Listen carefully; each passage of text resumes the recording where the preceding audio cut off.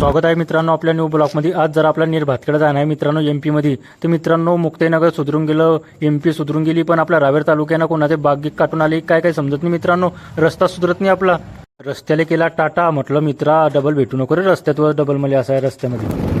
आता आपण पोहोचलो चोरवडमध्ये। चोरवडला केला टाटा मित्रांनो। चोरवड हे गाव असं आहे मित्रांनो एमपीच्या आणि महाराष्ट्राच्या बाउंड्रीवर गाव आहे। आता आम्ही पोहोचलो लोणी बहादरपूर मित्रांनो। लोणी बहादरपूरचे शेव इथले प्रसिद्ध आहे। हा एक नंबर शेव लागता। आम्ही काय कमी होते का? शेव घेऊ खाल्ले तुरकट्टीनं आले आम्ही आता इकडे कामावर मित्रांनो। रस्त्याला आणि एमपीला केला म्हणून टाटा। आता पोहोचता मग आमच्या कामावर।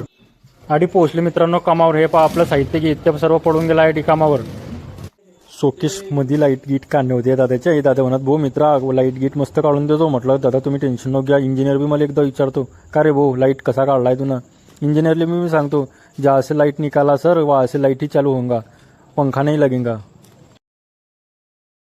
कामाला बी आधी स्टॉप केला मित्रांनो। हे बी काम आपल्याला होऊन गेलं। हे पहा मित्रांनो बी आपल्या हात दिला। ह्या भाऊचंच घरचं काम होतं।